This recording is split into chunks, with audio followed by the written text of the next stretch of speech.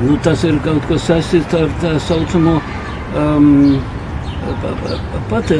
patērētāju tieksmes. Ja? Jā.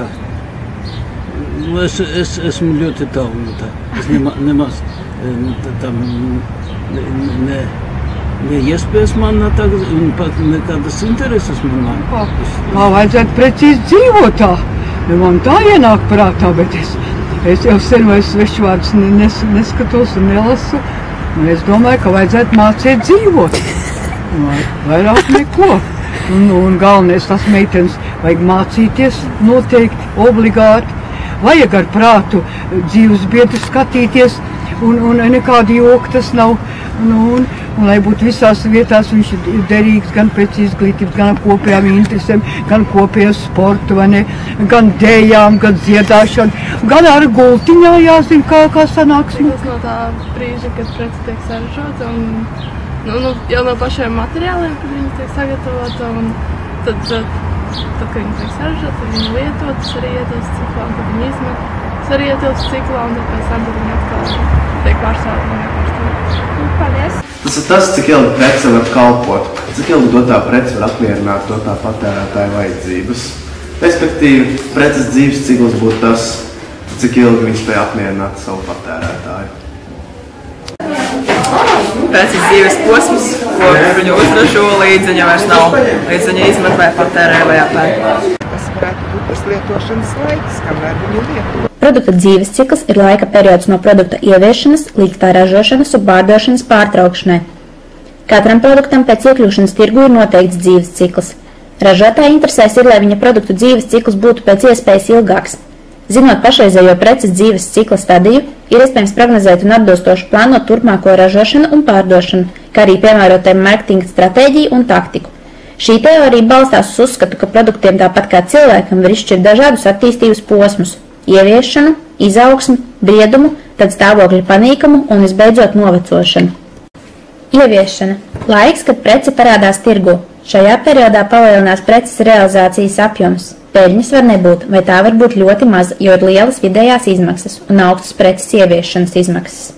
Ieviešanas posms var būt arī ilgstošs, ja jaunā produkta pamatā ir izgudrojums vai jauna tehnoloģija. Šajā stadijā uzņēmumi izmanto informējošo reklāmu, kura informē pircējus par jauno preci, informē par preces īpašībām to iespējamo izmantošanu, informē par preces ražotāju, veido pieprasījumu pēc jaunās preces, koriģē pircēju priekšstatus par preci un parāda preces drošumu. Šajā stadijā uzņēmumi veicina preces realizāciju, jeb virzīšanu tirgu. Veicot preču paraugu demonstrējumus, piedāvājot preču paraugus, izsūtot informāciju par preci gan vairumtirgotājiem, gan iespējamajiem patērētājiem. Everyone has different characters in their heart for all. Sweat, it doesn't matter. It's the accumulation of my experiences.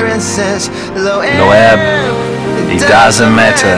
It's my preparation for the peak. Failure, it doesn't matter. It's the reason for my success.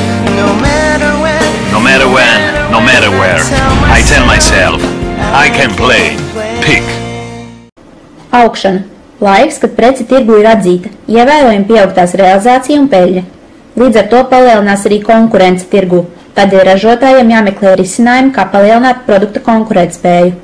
Šajā periodā bieži izmanto pārliecinošu reklāmu. Tā parāda preces servisa un garantiju piedāvājumu, uzsver preces priekšrocības pārākumu par citām analogām precēm, pierāda, ka prece ir modē, veido uzticību preču zīmē un pārliecina, ka preces jaunās īpašības ietaupa pircēju naudu.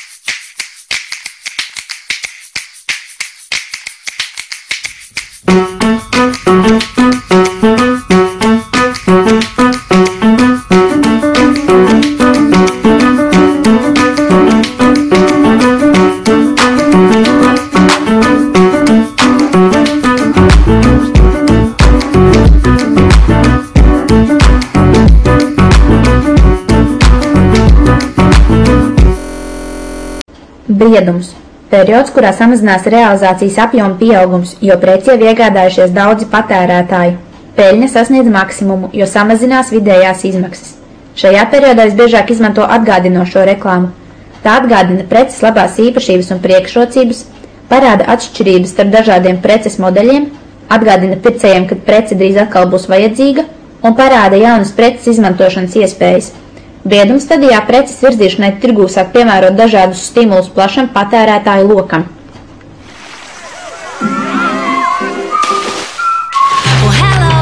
This thing on? Is anybody listening? A brand new day has begun. Come on, let me out, it's a brand new day.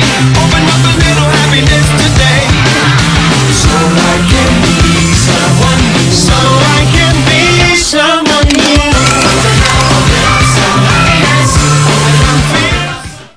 Kritums ir periods, kad realizācijas apjoms un peļņa krasi samazinās, jo samazinās pieprasījums pēc preces. Šajā tiek izvērtēts, vai ir vērts cilvēku turpināt novecojušā produkta ražošanu, vai izdevīgāk to pārtraukt. Tirgū maz pieprasīta produkta ražošana ir ļoti nerentabla, taču dažkārt iespējams produkta noiet atjaunot, piemēram, sākot to pārdot citos tirgos. Šajā periodā preci reklamēt nav īpašas nozīmes. Labāku rezultātu var iegūt samazinot reklāmas izmaksas, pārtraucot preces ražošanu un preces krājums pārdot par pievilcīgāku zemāku cenu.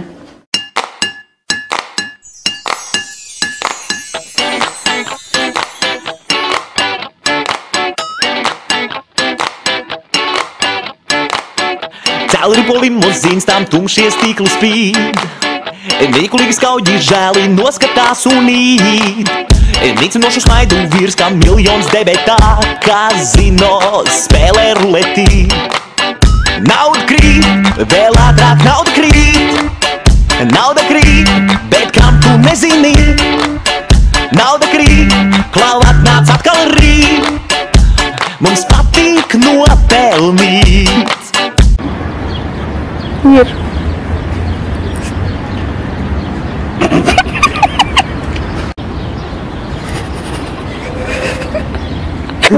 Vai šeit? Tagad notir. Tev ir enerģētiskā aproce. Pēc preces. Šajā tiek izvērtēts, vai ir vērts ilgāk turpināt novecojušā produkta ražošanu, vai izdevīgāk to pārtraukt. Tirgū maz pieprasīta produkta. Nu, dzer.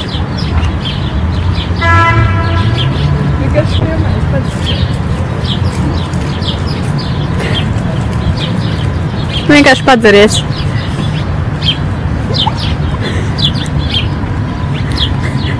Vienkārši tev šitā filmēšu.